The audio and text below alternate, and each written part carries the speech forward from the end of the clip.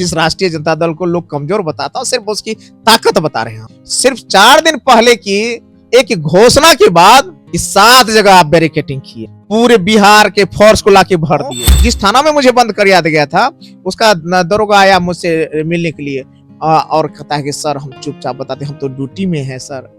मेरी भी बेटी पास कर जाती सर, इस बार धांधली हो गया, पेपर लीक हो गया। क्या लोग और छात्र दिल्ली के प्रदेश के हो या तो झारखंड प्रदेश को हो कि बिहार के हो या अन्य कहीं के हो, लेकिन मुद्दों में समानता हो। जो जिस प्रकार से इस देश में एक वायरस और कॉकरोच जैसी पार्टियां आ रही हैं, ये देश को खोखला करने वाले लोग हैं। जिन छात्रों को कॉकरोच कहा गया वो छात्र सही में कॉकरोच बन करके भाजपा के पंख को कुतर डाला। हथियारी नक्सल तो गए, लेकिन दिमागी नक्सल, ये दिमागी नक्सल मौके की तलाश में है। तो एक कहावत है गांव घर में, समाज में, जब आपका किस्मत खराब होता है तो आपकी भाषा खराब हो जाती है। तो अब कुछ कहने की जरूरत है क्या? इन दिमागी नक्सलियों को आइसोलेट करना होगा। माननीय प्रधानमंत्री जी, आप दिमागी नक्सल तो उनको बता रहे हैं जो आपको सब तरफ से मदद किए हैं। चुनाव हुए तो गठबंधन के साथ ही सब लोग एक साथ मिल करके अपने अपने प्रत्याशी न उतार करके एक प्रत्याशी में ही अपनी आस्था और विश्वास व्यक्त किया। एक ताजा उदाहरण लेते हैं। सीट बंटवारे के समय में तो बहुत ज्यादा उठापटक देखने को मिली। जो डस्टबिन 45 लीटर का है वो 11,474 रुपया में खरीदा गया है। यहाँ पे देख सकते हैं मार्केट कॉस्ट 950 रुपया है। दिमागी नक्सल है कि नहीं है जो 1200 की चीज को 15,000 में बेच? ये तो मुनाफा, और ये तो क्या कहें हमको, ये क्या कहते हैं, व्यापार वाले लोग हैं। भाजपा को आप बिजनेस जनता पार्टी? बिजनेस जनता पार्टी मैं नहीं बोल रहा था सर, ये आम लोगों की बात है, सब लोग वही।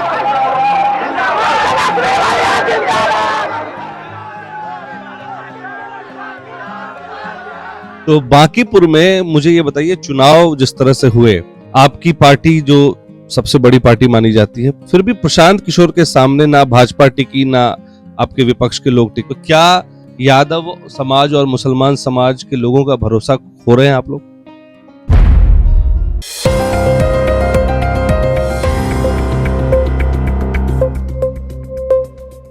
नमस्कार, बीएमडब्ल्यू न्यूज बिहार के खास कार्यक्रम प्रश्न पत्र में आप सभी का बहुत बहुत स्वागत है। और आज हम बात करेंगे एक ऐसे विधायक से जिनके बारे में कहा जाता है कि पहली बार जब वो विधानसभा गए तो चप्पल में वो विधानसभा पहुंचे थे, और उनकी पॉपुलैरिटी इसी बात से थी।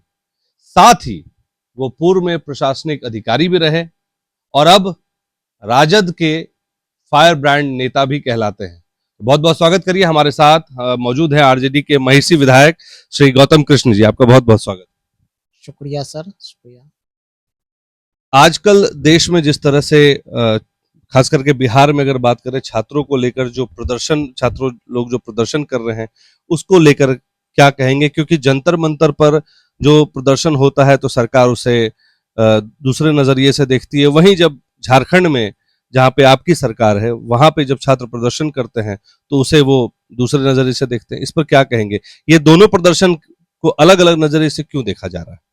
सबसे पहले तो मैं ये कहना चाहूंगा, देश के हालात बड़ी तेजी से बदले हैं और खास करके अभी पिछले 10-15 साल से जो जन जागृति सोशल मीडिया के माध्यम से आई है, यह लोकतंत्र को मजबूत भी की है, सजग और सचेत भी की है।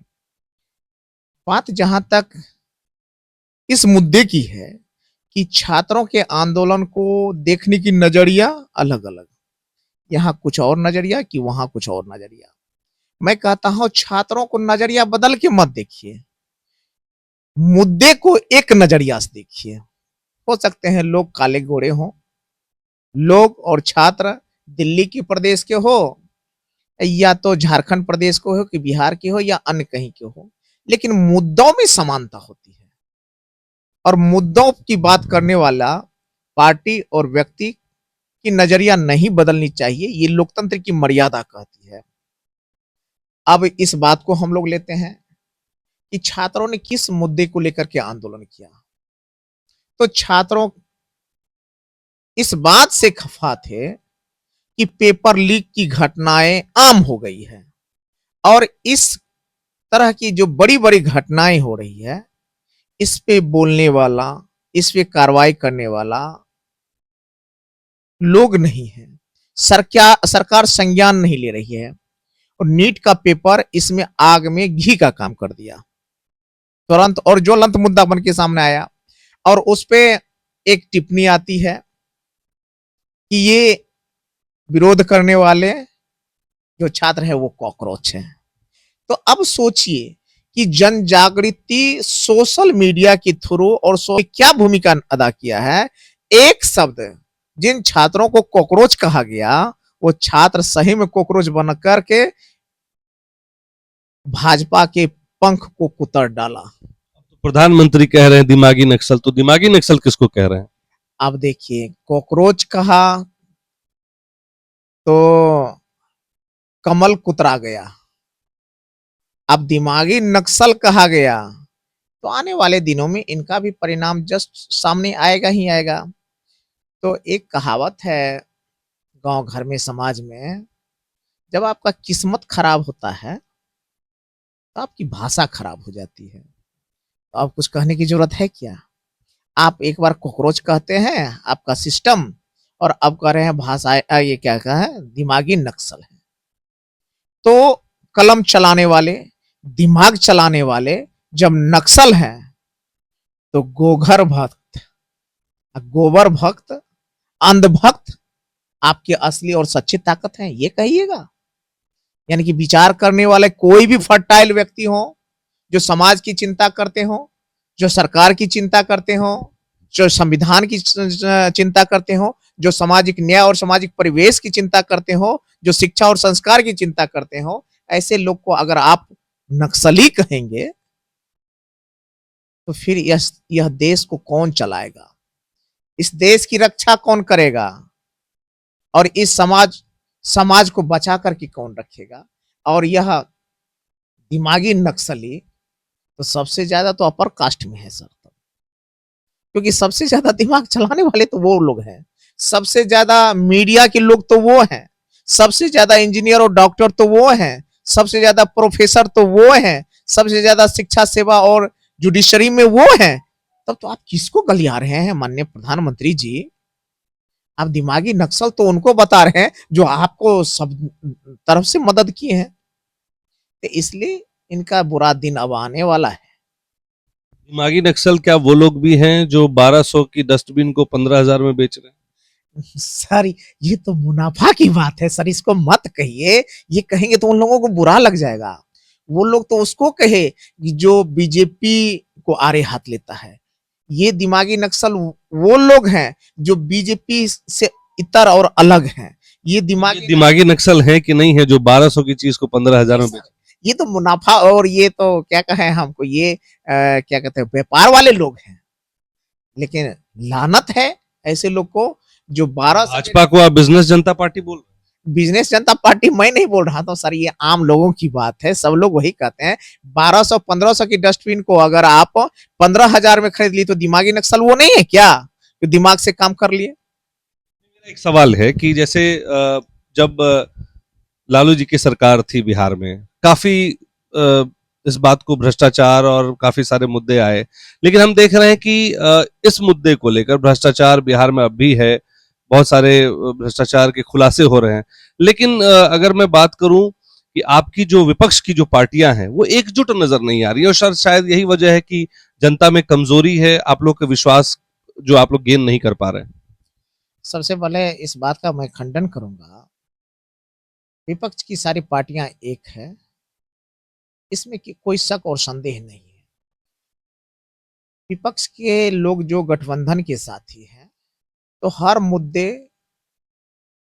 को अपने अपने तरीके से करते हैं। मैं एग्जाम्पल के तौर पे मैं बता रहा हूँ कि जब चुनाव हुए तो गठबंधन के साथी सब लोग एक साथ मिल करके अपने अपने प्रत्याशी न उतार करके एक प्रत्याशी में ही अपनी आस्था और विश्वास व्यक्त किया। एक ताजा उदाहरण लेते हैं, सीट बंटवारे के समय में तो बहुत ज्यादा उठापटक देखने को मिली। सर सीट बंटवारे में उठापटक ये आम और स्वाभाविक बातें हैं, ये लोकतंत्र की चीज को मजबूत करता है। नहीं मैं इस सीट पे दावा करता हूँ, वो उस सीट पे दावा करते हैं। तो ये अच्छी बात है, ये मजबूती की बात है। लेकिन क्या आप एक भी उदाहरण देंगे कि बिहार में कोई भी गठबंधन के साथी एक ही सीट पे दो दो तीन तीन उम्मीदवार उतार दिए? नहीं उतारे होंगे। ये सब लोग आमतौर पे सब फैसला करके एक प्रत्याशी थे। अभी बांकीपुर का भी चुनाव हुआ आपका, आपने देखा तो गठबंधन की कोई साथी, अन्य साथी तो नहीं उतारे मैदान में अपने प्रत्याशी। मैदान में तो सिर्फ राष्ट्रीय जनता दल ने और अपने वो बहुत लेट से उसमें भी तेजस्वी यादव आए, बहुत आपका सरकार जो था वो मुझसे जवाब दीजिए। आपने कहा है कि एक साथ नहीं है, मजबूत नहीं है, तो मजबूत नहीं होते तो राजद ने प्रत्याशी उतारा, कांग्रेस भी उतार देते, आईआईपी भी उतार देते, सीपीआई सीपीएम माले भी उतार देते, वीआईपी भी उतार देते, तब मैं मानता एकजुट नहीं है। आपने तो अभी देखा कि सब एक मत है इसलिए तो एक प्रत्याशी उतरा, जीत हार फिर अलग जगह पे है, लेकिन एक मत है, एकजुटता है, मजबूती है, तब तो एक एक एक प्रत्याशी उतारे और सब लोगों ने समर्थन किया अपने तरीके से। इतना जरूर कहूंगा कि इस लोकतंत्र को अगर मजबूत करना है और हमारे पुरखों के द्वारा बनाए हुए, स्वतंत्रता सेनानियों के द्वारा बनाए हुए देश को मजबूत करना है, संविधान को सही रूप से चलाना है, तो यह बीजेपी जैसा षड्यंत्रकारी पार्टी को सत्ता से अब उखाड़ करके फेंकने की जरूरत है। आपने बांकीपुर का जिक्र किया तो मेरा सवाल एक मन में आ गया, तो मैंने सोचा पूछ लूं। तो बांकीपुर में मुझे ये बताइए, चुनाव जिस तरह से हुए, आपकी पार्टी जो सबसे बड़ी पार्टी मानी जाती है, फिर भी प्रशांत किशोर के सामने ना भाजपा टिकी, ना आपके विपक्ष के लोग टिके, ना इंडिया गठबंधन टिका। वहीं ये देखने को मिला कि चुनाव में जो वोटर जो है उसमें बहुत सारे मुसलमान और यादव समाज के लोग शिफ्ट हो गए प्रशांत किशोर में। तो क्या यादव समाज और मुसलमान समाज के लोगों का भरोसा खो रहे हैं आप लोग? यादव समुदाय, मुसलमान समुदाय, मुस्लिम, ये मजबूती के साथ हमेशा से राष्ट्रीय जनता दल के साथ खड़े रहे हैं और फिर खड़े रहेंगे, सब दिन खड़े रहेंगे, क्योंकि राष्ट्रीय जनता दल मजबूती के साथ सामाजिक न्याय की बात और गंगा जमुनी संस्कृति की बात करते हैं। यह वजह है ये लोग साथ खड़े हैं और सामाजिक न्याय की तो बात है ही। अब मैं जहां तक आपके प्रश्न का जवाब दे रहा हूं कि सब लोग बीजेपी से त्रस्त हो चुके थे।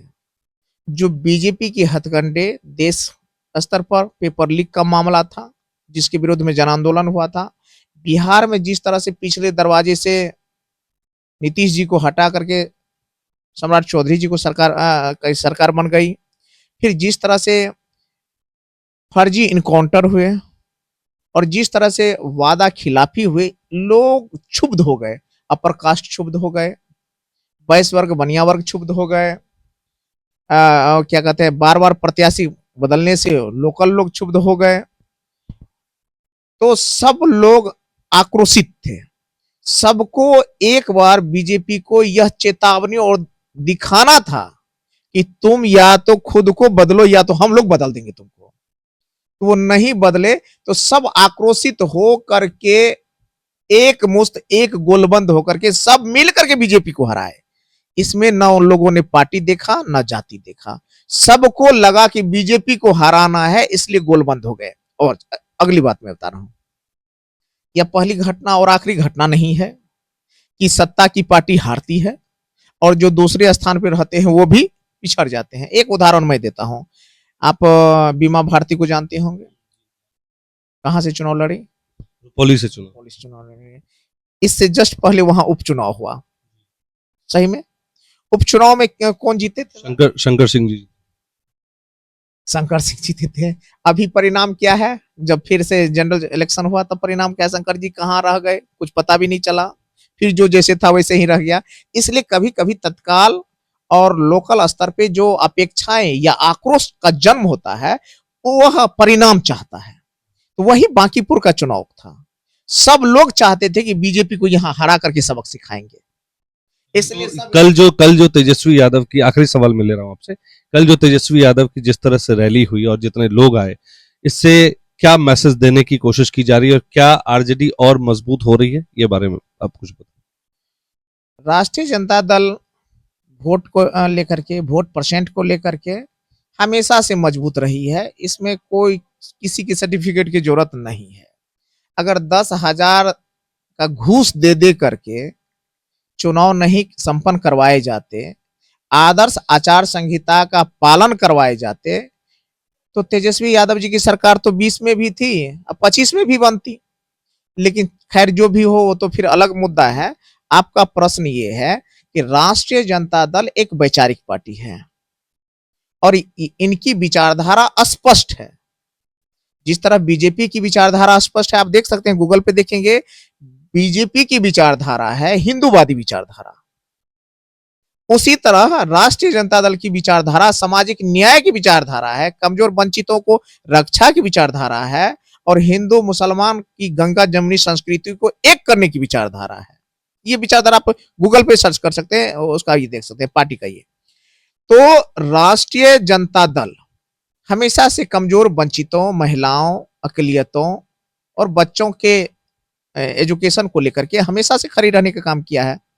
आज मैं उसका एक उदाहरण और देना चाहता हूं कि आप लालू जी का बहुत पुराना स्लोगन है, नारा है, याद होगा, अरे भेड़ चराने वाले, मूसा पकड़ने वाले, पढ़ना लिखना सीखो। तो पढ़ने लिखने की बात करने वाले किसको कर रहे हैं? वो कामगार मजदूर को तो नहीं कर रहे हैं, बड़े बुजुर्गों को तो नहीं कर रहे हैं, निश्चित रूप से गरीब कमजोर वंचित के जो बच्चे हैं उन्हीं को तो कर रहे हैं पढ़ो। तो यानी कि बच्चों के पढ़ाने की बात कर रहे हैं, युवाओं की पढ़ाने की बात कर रहे हैं, क्योंकि उनको लगता था, आदरणीय लालू प्रसाद यादव जी को और राष्ट्रीय जनता दल को लगता है कि गरीब कमजोर जो भी है उसकी संपन्नता और समृद्धि शिक्षा के माध्यम से ही हो सकती है, क्योंकि उनके पास पूंजी नहीं है, उनके पास खेत खलियान नहीं है, उनके पास रोजगार के अन्य चीज नहीं है। तो उसको जो भी संपन्नता और समृद्धि आएगी वो आएगी सिर्फ और सिर्फ एजुकेशन की वजह से।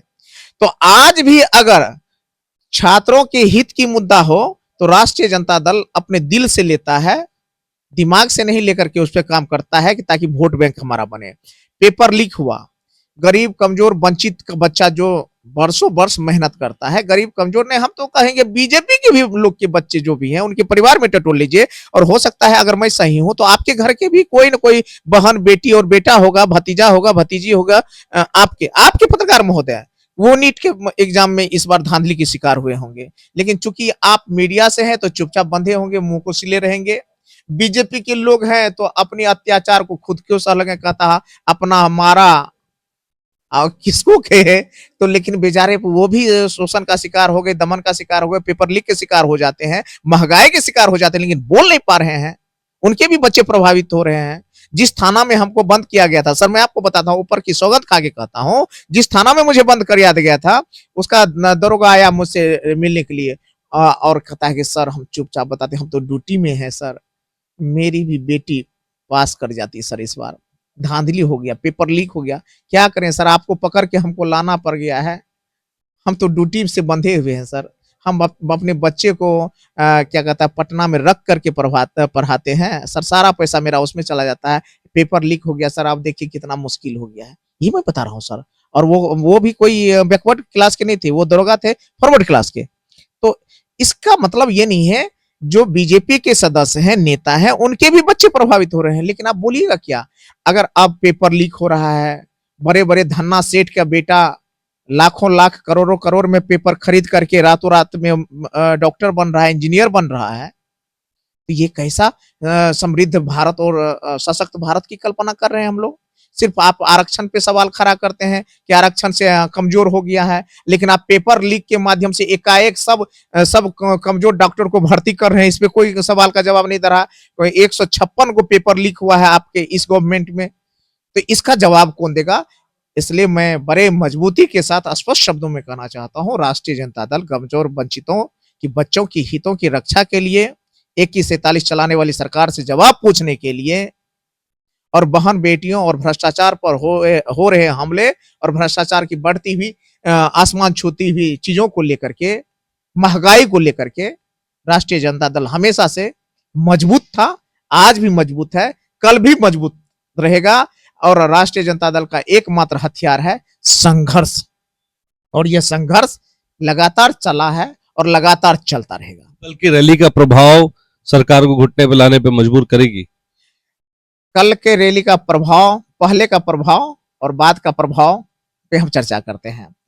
तेजस्वी यादव जी ने ऐलान किया कि हम सड़क पर उतरेंगे 19 तारीख को छात्रों की मुद्दा को लेकर के, और छात्रों के सीने पे चलाने वाले AK-47 की गोली को मुद्दा को लेकर के कि आखिर ये AK-47 किसके आदेश से चली। सड़क पर उतरने से पहले वहां के DM और SP का सर तबादला हो गया। छात्रों के मुद्दे पर लेकर के सड़क पे उतरने ही वाले थे तेजस्वी यादव जी कि TRE-4 का नोटिफिकेशन आ गया है। सर इसको कहते हैं डर। और कुछ अभी हमको किसी पत्रकार के कुछ साथियों ने कहा कि बीजेपी की प्रवक्ता लोग गला फाड़ फाड़ के कह रहे हैं, गला पानी पी पी के कह रहे हैं कि फ्लॉप हो गया। तो सर कमजोर प्रदर्शन रहा। तो मैं कहता हूं सर, कमजोर को रोकने के लिए इन लोगों ने क्या क्या व्यवस्था किया है उसकी बात मैं करता हूं। गांधी मैदान में बैरिकेडिंग किया सर, उसके आगे सर SP वर्मा रोड पे बैरिकेडिंग किया सर, उसके आगे सर डाक बंगला चौराहा पे बैरिकेडिंग किया सर, उसके आगे क्या कहते हैं कोतवाली थाना के पास बैरिकेडिंग किया सर, उसके आगे इनकम टैक्स पे बैरिकेडिंग किया सर, उसके आगे ये क्या कहता है हड़ताली मोड़ पे किया सर, उसके आगे विश्वेश्वरैया भवन पे। सोचिए कमजोर लोग के प्रदर्शन करने के डर से, सिर्फ ऐलान के डर से सर 7 जगह आप बैरिकेडिंग किए हैं सर। क्या क्या व्यवस्था नहीं की सर। आपके DM और SP का हाथ पैर फूल जाता है सर। तेजस्वी जी से कहता है कि हे प्रभु बकस दीजिए, छोड़ दीजिए, हम लोग ये हो गया है। ये कमजोर व्यक्ति का प्रदर्शन बता रहे हैं हम। जिस राष्ट्रीय जनता दल को लोग कमजोर बताता है सिर्फ उसकी ताकत बता रहे हैं हम कि 7 जगह आप बैरिकेडिंग किए, पूरे बिहार के फोर्स को लाके भर दिए।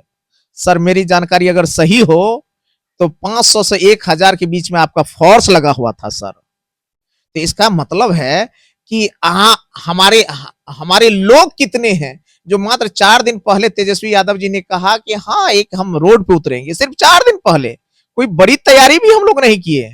सिर्फ 4 दिन पहले की एक घोषणा के बाद आपने अब रोकने की कितनी तैयारी की उसका मैंने जिक्र किया। और हमारी बात को कोई काट दे या तो आप सर अभी वो लगा हुआ होगा, देख लीजिएगा सर। ट्रैक्टर में बालू भर के सर हड़ताली मोड़ पे रवाना। उनको लगा कि तेजस्वी यादव जी का जब तूफान उठेगा, जब युवा उसका गरजेगा तो क्या क्या उड़ जाएगा, इसकी कल्पना भी नहीं किया जा सकता है। इसलिए उन्होंने ट्रैक्टर, ट्रक, आंसू गोला, वाटर कैनन क्या नहीं लगाए सर। कहते हैं तेजस्वी यादव जी। राष्ट्रीय जनता दल कमजोर हो गया। राष्ट्रीय जनता दल का वोट बैंक कभी कमजोर हुआ है तो मुझे कोई दिखा दे। राष्ट्रीय जनता दल को मतदान करने वाले लोगों की संख्या कभी कम हुई तो वो बता दें। राष्ट्रीय जनता दल के कार्यकर्ता का सड़कों पर प्रदर्शन कभी कमजोर हो गया तो वो बता दें। राष्ट्रीय जनता दल को का बूथों पे अगर प्रदर्शन कमजोर हो गया है तो वो बता दें। राष्ट्रीय जनता दल कमजोर पड़ जाता है आपकी साजिश से। राष्ट्रीय जनता दल कमजोर पड़ जाता है आपका केंद्र और क्या कहता है और बिहार के गठजोड़ से। राष्ट्रीय जनता दल कमजोर हो जाता है ED CBI से। राष्ट्रीय जनता दल कमजोर हो जाता है आपका क्या कहता है षड्यंत्र और साजिश से। राष्ट्रीय जनता दल कमजोर होता है क्या सरकारी धन की बंदरबांट से। राष्ट्रीय जनता दल कमजोर हो जाता है आपकी गंदी सोच और क्या कहते हैं चुनाव आयोग नहीं, ये तो बीजेपी आयोग की तरह काम किया है। नहीं तो आदर्श आचार संहिता का उल्लंघन, एक मैक लगाने में आदर्श आचार संहिता का उल्लंघन हो जाता है। एक पिछले बार हुआ क्या, मेरे एक गाड़ी से एक बैनर पकड़ा गया, मेरे गाड़ी पर केस हो गया। सर आदर्श आचार संहिता का उल्लंघन हो गया, लेकिन हम मतदान करने के लिए आज जा रहे हैं सर। आज मेरे अकाउंट में 10,000 आ रहा है। ये आदर्श आचार संहिता का उल्लंघन नहीं हुआ। ये है दोहरी नजरिया। आपने सुना, बेबाक नेता जो है RJD के महिषी से विधायक भी हैं गौतम कृष्ण जी को, जिन्होंने भाजपा को आड़े हाथों लिया, वहीं चुनाव आयोग पर भी जमकर बरसे। और साथ ही कल जो तेजस्वी यादव की जो रैलियां हुई उसको लेकर भी उन्होंने कहा कि जिन लोगों ने ये अफवाह फैलाई है, जो लोग ये कह रहे हैं कि तेजस्वी यादव की रैली फेल हो गई, तो 7 जगहों पर पुलिस प्रशासन अपने हजारों सैनिक बल के साथ कर क्या रही थी। आप देख रहे थे BMW न्यूज बिहार का खास कार्यक्रम प्रश्न पत्र। आपको लगता है कि ये खबर आपको अच्छी लगी है तो इसे ज्यादा से ज्यादा शेयर कीजिए और इसे अगर आपने हमारे चैनल को अब तक सब्सक्राइब नहीं किया है तो चैनल को जरूर सब्सक्राइब करिए और इसी तरह से बेबाक खबरें हम लाने का प्रयास करते रहेंगे। मैं कैमरा पर्सन अक्षय किशोर के साथ अभिषेक सिंह, BMW न्यूज बिहार के लिए बहुत बहुत धन्यवाद। तमसोमा ज्योतिर्गमय गुरुकुल शिक्षा मंदिर संस्थान के साथ बनाए अपना भविष्य। रेगुलर और प्रोफेशनल कोर्सेज, सेकेंडरी और senior secondary courses, law, teachers training courses, pharmacy and nursing के साथ पैरामेडिकल में डायरेक्ट एडमिशन पाए। वेबसाइट विजिट करें या दिए गए नंबर पर कॉल करें। हमारा पता है गुरुकुल शिक्षा मंदिर संस्थान, कल्याण चौक, DS कॉलेज रोड, कटिहार। हमारा वीडियो अगर आपको अच्छा लगा हो तो आप हमारे वीडियो को लाइक करें, शेयर करें और हमारे चैनल को सब्सक्राइब जरूर करें।